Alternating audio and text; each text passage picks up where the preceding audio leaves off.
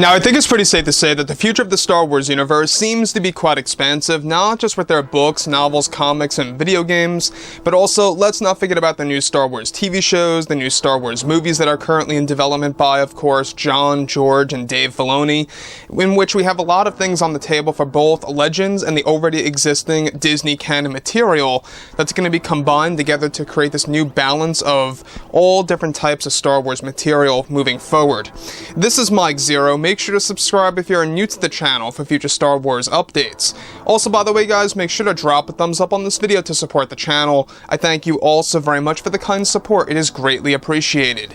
Now, one thing that a lot of fans have been very excited for is, of course, the Kenobi series. Now, we have the full-length trailer, which is all set and ready to drop in just a couple of weeks' time. By the way, it is planned for early May. It's looking very likely to be May the 4th, or maybe even just around that time. You know, could be May 2nd or the 5th. Right around that time is when the Kenobi series full-length trailer is set to drop that will indeed involve Darth Vader footage, so keep your eyes open for that. We have both Hayden Christensen and Rosario Dawson as, you know, Ahsoka Tano and Anakin Skywalker, training for their roles for the Ahsoka Tano series, because that's also going to be very involved. And if you like the Clone Wars, Bryce Dallas Howard made this clear, is that it's going to reward a lot of fans out there that like the Clone Wars, so that's another thing to be aware of. Now, with that being said, however, what's really intriguing has a lot to do with actor Pedro Pascal and what's happening with one of the very involved Star Wars TV shows that is all set and ready to begin filming by late 2023. Now, we already know that there's been a lot of drama behind the scenes involving Pedro Pascal, Jon Favreau, Disney CEO Bob Chapek, and more. So, on top of all of this, alright, with Disney and Lucasfilm now focused on their new Star Wars shows like Ahsoka and Andor, creators Jon and Dave Filoni are beginning to work on their new unannounced Star Wars projects that will be unveiled at this year's and next year's Celebration event.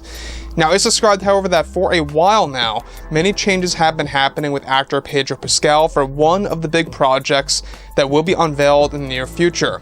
Given that Pedro was recently fired from the Bo-Katan series and is now being replaced by Karl Urban to take over the role of Djarin for the series, it's noted, however, that one of the other main reasons as to why Pedro was let go from the new series had a lot to do with the fact that Pedro didn't want to do more scenes with Bo-Katan. On top of the fact that Pedro wanted more face time with the helmet off and more screen time as well. He wanted his character to stay separate from Bo-Katan and to go on his own adventure. Pedro felt that his character was being used as a tool, in a sense, for the Bo-Katan series, since this show is set to focus on this character, teaching Din Djarin a number of lessons about Mandalore and teaching him for the majority of his screen time. Now, let me just stop right there for 1 second. Now, that's one of the other issues that Pedro had with his involvement in the Bo-Katan series before he was let go, is that his character Din Djarin is set to have a lot of lessons taught to him by Bo-Katan about Mandalore, about the Mandalorians, and a lot more about the Darksaber. And for some reason, I don't know why, this really rubbed Pedro Pascal the wrong way. You know, I think that he's got a lot of ego in his, mind. I think he's got a lot of problems when it comes to himself as an actor, kind of getting a little too high and mighty there when it comes to who he really is, I guess you could say. And when you look at it like that, it seems like Pedro Pascal does not come off as a passionate actor in the film industry. It seems like he's just doing this just for the work strictly, and that's it, period. Not because he likes acting, number one, or number two, not because he likes Star Wars. Which, by the way, there's a lot of people on set of The Mandalorian that are like that. Katie Sackhoff is a great example of somebody that is very passionate about the brand, loves Star Wars, and she loves acting as an art and as a job at the same exact time. She knows exactly what the fans want, and I think that's why her character, Bo-Katan, comes off so rich in material, and how it just doesn't really seem to be too disjointed. It's perfect, honestly, in my opinion. It's a perfect imagination of the animated version and transferring it over into live action, but I digress. Moving on forward from all of this, alright, this is where things begin to progress as well. is that this is something that Pedro was very angry over and believed that his character was being mistreated as a weak character being told what to do by another. This wasn't just a problem for him as an actor, it was an issue he had with the story that would keep him less motivated to act in the series by having barely any action scenes, and mostly just being taught multiple lessons about Mandalore with only one fight sequence promised to Pedro.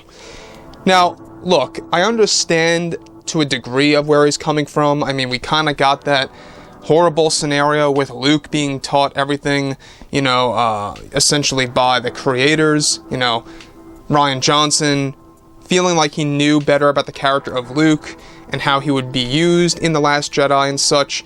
Here you have a similar scenario where it's coming off like Pedro Pascal's character, Djarin, is planned to actually be a character that doesn't know any better. And honestly, when you look at it like that, I mean, let's think of it this way. Bo-Katan is more embedded in the story of the Mandalorian and Mandalore and the Darksaber. She has a lot more knowledge about that, per se.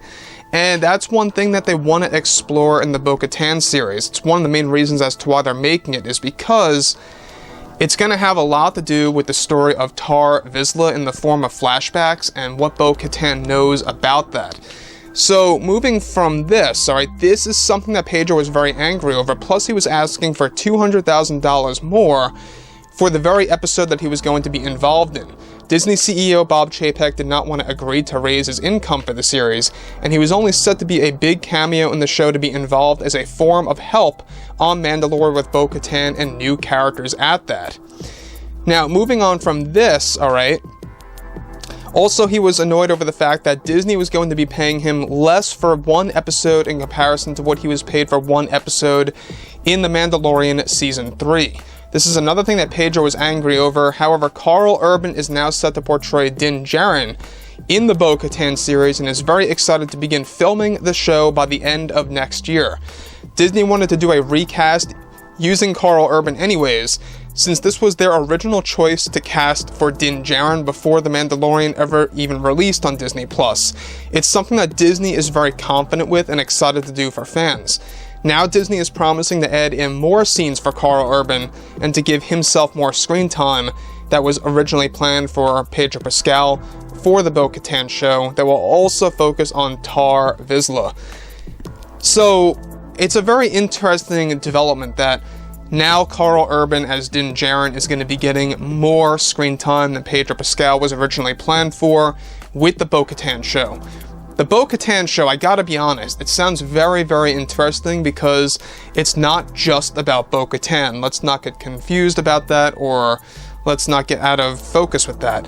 It's gonna have a lot to do with flashbacks and showing us the story of Tar Vizsla, the guy who is basically a Mandalorian and a Jedi, both. And we're gonna learn more about that. So, that is one thing to be very well aware of, is that Tar Vizsla is gonna be a prominent figure not just in the Bo-Katan series, but in the Mandoverse overall. In fact, both John and Dave want to expand this character as much as they can to really kind of satisfy both fans of Jedi and Mandalorians out there.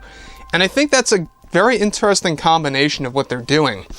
So, overall, guys, let me know what you think about all of this below in the comments. And if you guys did enjoy the content for today, make sure to drop a thumbs up on this video to support the channel. I thank you all so very much for the kind support, and I'll catch you guys next time.